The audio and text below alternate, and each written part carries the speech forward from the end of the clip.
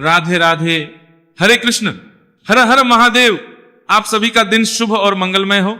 इससे पहले की कथाएं सुनने के लिए और कमेंट्स करने के लिए आप सबका बहुत बहुत धन्यवाद। आज आप सुनेंगे सावन मास मातम का 3रा अध्याय। उससे पहले जानिए आज के शुभ मुहूर्त के बारे में। आज दिनांक है 1 अगस्त, दिन है शनिवार, और श्रावण कृष्ण पक्ष की तृतीया तिथि आज रात 11:07 पर समाप्त होगी। इसके बाद में चतुर्थी तिथि प्रारंभ होगी और कल सावन मास कृष्ण पक्ष की संकष्टी चतुर्थी भी है। आज ब्रह्म मुहूर्त सुबह 4:25 से 5:13 तक रहेगा। सूर्योदय होगा सुबह 6:01 पर और सूर्यास्त शाम 7:05 पर, और राहु काल सुबह 9 बजे से 10:30 बजे तक रहेगा। आज भद्रा काल सुबह 10:52 से लेकर रात 11:07 तक रहेगा। और इस बार भद्रा का वास मृत्युलोक में रहेगा, जिस कारण मृत्युलोक में रहने वाली जो भद्रा होती है वो समस्त शुभ कार्यों में बाधा डालने वाली मानी जाती है। कोई भी शुभ काम इस दौरान नहीं किए जाते हैं, तो भद्रा काल का आपको विशेष ध्यान रखना है। पूजा पाठ आप कर सकते हैं। आइए अब सुनते हैं सावन मास महात्म्य आज का अध्याय, फिर आप सुनेंगे चतुर्मास महात्म्य और सीता नेम की कहानी। प्रिय श्रोताओं, अब सुनिए सावन मास महात्म्य का 3रा अध्याय। सनत कुमार जी, हे भगवान, आपने श्रावण मासों का संक्षिप्त वर्णन किया है। हे स्वामी, इससे हमारी तृप्ति नहीं हो रही, अतः आप कृपा करके विस्तार से वर्णन कीजिए, जिसे सुनकर हे सुरेश्वर मैं कृतकृत्य हो जाऊंगा। ईश्वर बोले, हे योगेश, जो बुद्धिमान नक्त व्रत के द्वारा श्रावण मास को व्यतीत करता है वह 12 महीनों में नक्त व्रत करने के फल का भागी होता है। नक्त व्रत में दिन की समाप्ति के पूर्व सन्यासियों के और रात्रि में गृहस्थों के लिए भोजन का विधान है। उसमें सूर्यास्त के बाद की 3 घड़ियों को छोड़कर नक्त भोजन का समय होता है। सूर्य के अस्त होने के पश्चात 3 घड़ी संध्या काल होता है। संध्या वेला में आहार, मैथुन, निद्रा और चौथा स्वाध्याय, इन 4 कर्मों का त्याग कर देना चाहिए। गृहस्थ और यति के भेद से उनकी व्यवस्था के विषय में मुझसे सुनिए। सूर्य के मंत्र पड़ जाने पर जब अपनी छाया पाने शरीर से दुगनी हो जाए, उस समय के भोजन को यति के लिए नक्त भोजन कहा गया है। रात्रि भोजन उनके लिए नक्त भोजन नहीं होता है। तारों के दृष्टिगत होने पर विद्वानों ने गृहस्थ के लिए नक्त कहा है। यति के लिए दिन के 8वें भाग के शेष रहने पर भोजन का विधान है, उसके लिए रात्रि में भोजन का निषेध किया गया है। गृहस्थ को चाहिए कि वह विधि पूर्वक रात्रि में नक्त भोजन करे, और यति, विधवा तथा विधुर व्यक्ति सूर्य के रहते नक्त व्रत करे। विधुर व्यक्ति यदि पुत्रवान हो तब उसे रात्रि में नक्त व्रत करना चाहिए। अनाश्रमी हो अथवा आश्रमी हो अथवा पत्नी रहित हो या फिर पुत्रवान हो, उन्हें रात्रि में नक्त व्रत करना चाहिए। इस प्रकार बुद्धिमान मनुष्य को अपने अधिकार के अनुसार नक्त व्रत करना चाहिए। इस मास में नक्त व्रत करने वाला व्यक्ति परम गति प्राप्त करता है। मैं प्रातः काल स्नान करूंगा, ब्रह्मचर्य व्रत का पालन करूंगा, भोजन करूंगा, पृथ्वी पर सोऊंगा और प्राणियों पर दया करूंगा। हे देव, इस व्रत को प्रारंभ करने पर यदि मैं मर जाऊं तो हे जगत पते, आपकी कृपा से मेरा व्रत पूर्ण हो। ऐसा संकल्प करके बुद्धिमान व्यक्ति को श्रावण मास में प्रतिदिन व्रत करना चाहिए। इस प्रकार व्रत करने वाला मुझे अत्यंत प्रिय होता है। ब्राह्मण के द्वारा अथवा स्वयं ही अतिरुद्र रुद्र अथवा रुद्र मंत्र से महीने भर प्रतिदिन अभिषेक करना चाहिए। हे वत्स, मैं उस व्यक्ति पर प्रसन्न हो जाता हूं क्योंकि मैं जलधारा से अत्यंत प्रीति रखने वाला हूं। अथवा रुद्र मंत्र के द्वारा मेरे लिए अत्यंत प्रीतिकर होम प्रतिदिन करना चाहिए। अपने लिए जो भी भोज्य पदार्थ अथवा सुख हो, भोग की वस्तु अति प्रिय हो, संकल्प करके उन्हें श्रेष्ठ ब्राह्मण को प्रदान करके स्वयं महीने अपनी उन प्रिय वस्तुओं का, अति प्रिय वस्तुओं का, पदार्थों का त्याग करना चाहिए। हे मुनि, अब इसके बाद उत्तम लक्ष्य पूजा विधि को सुनिए। लक्ष्मी चाहने वाले अथवा शांति की इच्छा रखने वाले मनुष्य को लक्ष्य बेल्व पत्रों या लक्ष्य दुर्वादलों से भगवान शिव की पूजा करनी चाहिए। यानी 1 लाख बेलपत्र या 1 लाख दुर्वादलों से पूजा करनी चाहिए। आयु की कामना करने वाले को चंपा के लक्ष्य पुष्पों तथा विद्या चाहने वाले व्यक्ति को मल्लिका या के लक्ष्य पुष्पों से श्री हरि की पूजा करनी चाहिए। शिव जी तथा श्री विष्णु की प्रसन्नता तुलसी के दलों से सिद्ध होती है। पुत्र की कामना करने वाले को कटेरी के दलों से शिव जी का तथा विष्णु जी का पूजन करना चाहिए। बुरे स्वप्न की शांति के लिए धान्य से पूजन करना उत्तम होता है। देव के समक्ष निर्मित किए गए रंगवल्ली आदि से विभिन्न रंगों से रचित पद्म, स्वस्तिक और चक्र प्रभु की पूजा करनी चाहिए। इस प्रकार सभी मनोरथों की सिद्धि के लिए सभी प्रकार के पुष्पों से यदि मनुष्य लक्ष्य पूजा करे तो शिव जी प्रसन्न होंगे। तत्पश्चात उद्यापन करना चाहिए, मंडप निर्माण करना चाहिए और मंडप के त्रिभाग परिमाण में वेदिका बनानी चाहिए। इसके बाद पुण्य हवाचन करके आचार्य का वर्ण करना चाहिए और उस मंडप में प्रविष्ट होकर गीत तथा वाद्य के शब्दों और तीव्र वेद ध्वनि से रात्रि में जागरण करना चाहिए। वेदिका के ऊपर उत्तम लिंग तो भद्र बनाना चाहिए और उसके बीच में चावलों से सुंदर कैलाश का निर्माण करना चाहिए।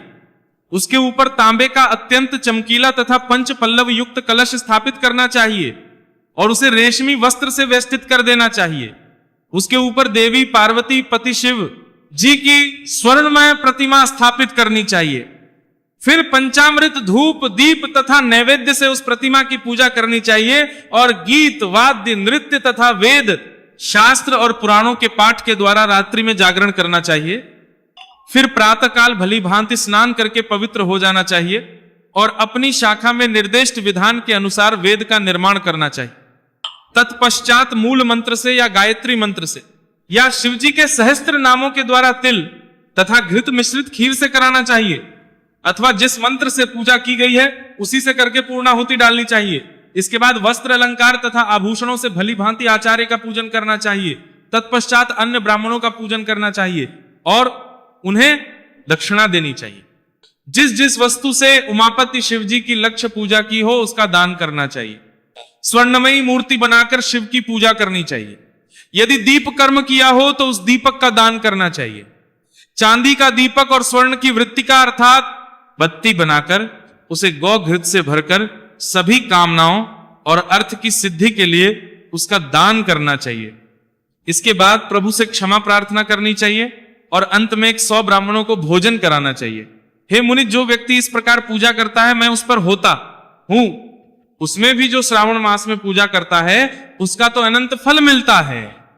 यदि अपने लिए अत्यंत प्रिय कोई वस्तु मुझे अर्पण करने के विचार से इस मास में कोई त्यागता है तो अब उसका भी फल सुनिए। इस लोक में तथा परलोक में उसकी प्राप्ति लाख गुना अधिक होती है।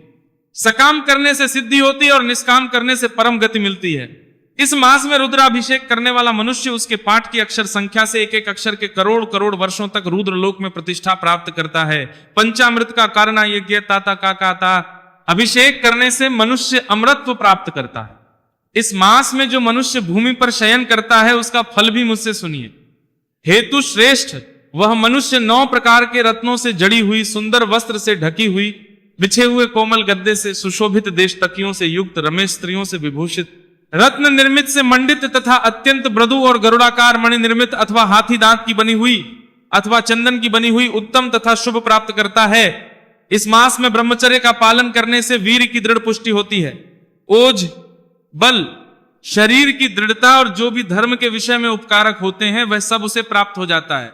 निष्काम ब्रह्मचर्य वृत्ति को साक्षात ब्रह्म प्राप्ति होती है और सकाम को स्वर्ग तथा सुंदर देवांगनाओं की प्राप्ति होती है। इस मास में दिन रात अथवा केवल दिन में अथवा भोजन के समय मौन व्रत धारण करने वाला भी महान वक्ता हो जाता है। व्रत के अंत में घंटा और पुस्तक का दान करना चाहिए।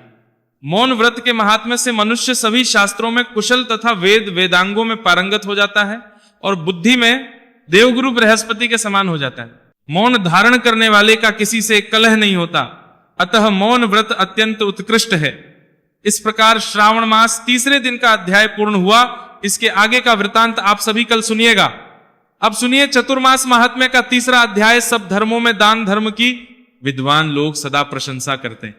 वेद में अन्न को ब्रह्म कहा गया है, अन्न में ही प्राणों की प्रतिष्ठा है, अतः मनुष्य सदा अन्न और जल का दान करें। जल देने वाला तृप्ति को और अन्न दान करने वाला मनुष्य अक्षय सुख को पाता है। अन्न और जल के समान दूसरा कोई दान ना हुआ है और ना होगा। मणि रत्न मूंगा चांदी सोना और वस्त्र तथा अन्य वस्तुओं के दानों में भी अन्न दान ही सबसे बढ़कर है। चातुर्मास में अन्न और जल का दान, गोदान, प्रतिदिन वेद पाठ और अग्नि में हवन, ये सब महान फल देने वाले हैं। यदि भगवान विष्णु के साथ समागम के लिए वैकुंठ लोक में जाने की इच्छा हो तो सब पापों के नाश के लिए चौमासे में अन्न दान करना चाहिए। अन्न करने से सब प्राणी प्रसन्न होते हैं। देवता भी अन्नदाता की स्पृहा रखते हैं। गुरु और ब्राह्मणों को भोजन कराना, घी दान करना और सत्कर्मों में संलग्न रहना ये सब बातें चातुर्मास काल में जिसमें मौजूद हैं वो साधारण मनुष्य नहीं है। सदधर्म, सत कथा, सत पुरुषों की सेवा, संतों का दर्शन, भगवान विष्णु का पूजन और दान में अनुराग, ये सब बातें चौमासे में दुर्लभ बताई गई। जो मनुष्य चौमासे में पितरों उद्देश्य से अन्न दान करता है वह सब पापों से शुद्ध चित्त होकर पितरों के लोक में जाता है। उसके अन्न दान से तृप्त हुए देवता लोग उसे मनोवांछित वस्तु प्रदान करते हैं। चींटी भी उसके घर से भोजन लेकर जाती है। अन्न दान सबसे उत्तम है, उसका ना रात में निषेध है ना दिन में। चौमासे में वह विशेष रूप से पापों का नाश करने वाला है। शत्रुओं को भी अन्न देना मना नहीं है। चौमासे में दूध और मट्ठे का दान महान फल देने वाला होता है। जन्म काल में जिससे यह शरीर पुष्ट हुआ है उस अन्न एवं दुग्ध का दान उत्तम है। साग देने वाला मनुष्य ना कभी नरक में जाता है और ना यमलोक का दर्शन करता है। वस्त्र देने वाला प्रलय काल तक चंद्रलोक में निवास करता है। जो चातुर्मास में चंदन, अग्रु और धूप का दान करता है वह मनुष्य पुत्र पौत्रों सहित विष्णु रूप होता है। भगवान विष्णु के शयन का जो मनुष्य वेद वेता ब्राह्मण को फल दान करता है वह यमलोक को नहीं देखता। जो चौमासे में भगवान विष्णु की प्रीति के लिए विद्यादान, गौदान और भूमिदान करता है वो अपने पूर्वजों का उद्धार कर देता है। जो जिस देवता के उद्देश्य से चौमासे में गुड़, नमक, तेल, शहद, तिल पदार्थ, तिल और अन्न देता है वह उसी के लोक में जाता है।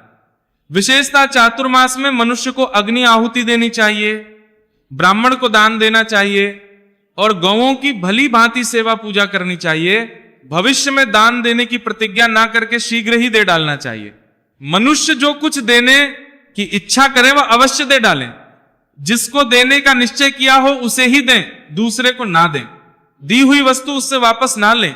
जो श्री हरि के चयन काल में ब्राह्मणों के लिए सब प्रकार का दान देता है वह पूर्वजों सहित अपने को पापों से मुक्त कर लेता है। प्रिय भक्तजनों, चैत्र मास महात्म्य का आज का अध्याय समाप्त हुआ। अगला अध्याय आप सभी कल की वीडियो में जरूर सुनिएगा। प्रिय भक्तों, अब सुनिए सीता नितनेम की कहानी। ये कहानी सीता माता कहती थी और भगवान श्री राम इसे सुना करते थे। एक दिन भगवान को किसी काम के लिए बाहर जाना पड़ गया तो सीता माता कहने लगी कि भगवान मेरा तो 12 वर्ष का नित्यनेम नित्य नियम है। अब आप बाहर भगवान किसी ये 12 वर्ष का नित्यनेम नित्य नियम है जाएंगे तो मैं अपनी कहानी कैसे सुनाऊंगी। श्री राम ने कहा कि तुम कुएं की पाल पर जाकर बैठ जाना और वहां जो औरतें पानी भरने आएंगी उन्हें अपनी कहानी सुना देना। सीता माता कुएं की पाल पर जाकर बैठ जाती हैं। एक स्त्री आई, उसने रेशम की जरी की साड़ी पहन रखी थी और सोने का घड़ा ले रखा था। सीता माता उसे देख कहती है कि बहन मेरा 12 वर्ष का नित्यनेम सुन लो। पर वह स्त्री बोली कि मैं तुम्हारा नित्यनेम सुनूंगी तो मुझे घर जाने में देर हो जाएगी और मेरी सास मुझसे लड़ेगी। उसने कहानी नहीं सुनी और चली गई। उसकी रेशम जरी की साड़ी फट गई, सोने का घड़ा मिट्टी के घड़े में बदल गया। सास ने देखा तो पूछा कि ये किसका दोष अपने सिर लेकर आ गई है। बहू ने कहा कि कुएं पर एक औरत बैठी थी, उसने कहानी सुनने के लिए कहा लेकिन मैंने सुनी नहीं, जिसका यह फल मिला। बहू की बात सुनकर अगले दिन वही साड़ी और घड़ा लेकर सास कुएं की पाल पर गई। सास को वही माता सीता बैठी मिली तो माता सीता ने कहा कि बहन मेरी कहानी सुन लीजिए। सास बोली कि एक बार छोड़, मैं तो 4 बार कहानी सुन लूंगी। राम आए, लक्ष्मण आए, देश के पुजारी आए, नित्यनेम का नेम लाए, आओ राम बैठो राम, तपी रसोई जियो राम, माखन मिश्री खाओ राम, दूध बताशा पियो राम, सूत के पलका मोठो राम, शाल दुशाला पोठो राम, शाल दुशाला ओढ़ो राम, जब बोलूं जब राम ही राम। राम संवारे सबके काम खाली, घर भंडार भरेंगे, सबका बेड़ा पार करेंगे, श्री राम जय राम जय जय राम। सास बोली कि बहन कहानी तो बहुत अच्छी लगी। कहानी सुनकर सास घर चली गई और उसकी साड़ी फिर से रेशम जरी की बन गई। मिट्टी का घड़ा फिर सोने के घड़े में बदल गया। बहू कहने लगी सासू मां आपने ये सब कैसे किया। सास ने कहा कि बहू तू दोष लगा के आई थी और मैं अब दोष उतार कर आ रही हूं। बहू ने फिर पूछा कि वह कुएं वाली स्त्री कौन है। सास बोली कि वे सीता माता थी, वे पुराने से नया कर देती हैं, खाली घर में भंडार भर देती हैं, वो लक्ष्मी जी का वास घर में कर देती हैं, आदमी की जो भी इच्छा हो उसे पूरा कर देती हैं। बहू बोली कि ऐसी कहानी मुझे भी सुना दो। सास बोली कि ठीक है तुम भी सुनो। और सास ने कहानी शुरू की। राम आए, लक्ष्मण आए, देश के पुजारी आए, नित्यनेम का नेम लाए, आओ राम बैठो राम, तपी रसोई जियो राम, माखन मिश्री खाओ राम, दूध बताशा पियो राम, सूत के पलका मोठो राम, शाल दुशाला पोठो राम, शाल दुशाला ओढ़ो राम, जब बोलूं जब राम ही राम। राम संवारें सबके काम खाली, घर भंडार भरेंगे, सबका बेड़ा पार करेंगे, श्री राम जय जय राम। कहानी सुनकर बहू बोली कि कहानी तो बहुत अच्छी है। सास ने कहा कि ठीक है इस कहानी को रोज कहा करेंगे। अब सास बहू रोज सवेरे उठती, नहाती धोती और पूजा करने के बाद नित्यनेम की सीता की कहानी कहती। एक दिन उनके यहाँ एक पड़ोस की औरत आई और बोली कि बहन जरा सी आंच देना। तो वो बोली कि आंच तो अभी हमने जलाई ही नहीं। पड़ोसन ने कहा कि तुम सुबह 4 बजे से उठकर क्या कर रही हो? फिर उन्होंने कहा कि सुबह उठकर हम पूजा करते हैं। फिर सीता माता की नित्यनेम की कहानी कहते हैं। पड़ोसन ने उनकी बात सुनकर फिर कहा कि सीता माता की कहानी कहने से तुम्हें क्या मिला? वे बोली कि इनकी कहानी कहने से घर में भंडार भर जाते हैं, सारे काम सिद्ध होते हैं, मन की इच्छा भी पूरी होती है। पड़ोसन कहती है कि बहन इसकी कहानी तो मुझे भी सुना दो। फिर वो बोली कि ठीक है, तुम भी यह कहानी सुन लो। राम आए, लक्ष्मण आए, देश के पुजारी आए, नित्यनेम का नेम लाए, आओ राम बैठो, राम तपी रसोई जियो, राम माखन मिश्री खाओ, राम दूध बताशा पियो, राम सूत के पलका मोठो, राम शाल दुशाला पोठो, राम शाल दुशाला ओढ़ो, राम जब बोलूं जब राम ही राम, राम संवारे सबके काम खाली, घर भंडार भरेंगे, सबका बेड़ा पार करेंगे, श्री राम जय जय। राम सारी कहानी सुनने के बाद पड़ोसन कहने लगी, बहन कहानी तो मुझे बहुत अच्छी लगी। अब वो पड़ोसन भी नित्यनेम सीता माता की कहानी कहने लगी। कहानी कहने से सीता माता ने पड़ोसन के भी भंडार भर दिए। अब तो पूरे मोहल्ले में नित्यनेम की कथा चल पड़ी, हर किसी की मनोकामना पूरी होने लगी। हे सीता माता, जैसे आपने उनके भंडार भरे वैसे ही आप हमारे भी भंडार भरना। कहानी सुनने वाले के भी और हुंकार भरने वाले के भी। सभी प्रेम से बोलिए सीता माता की जय।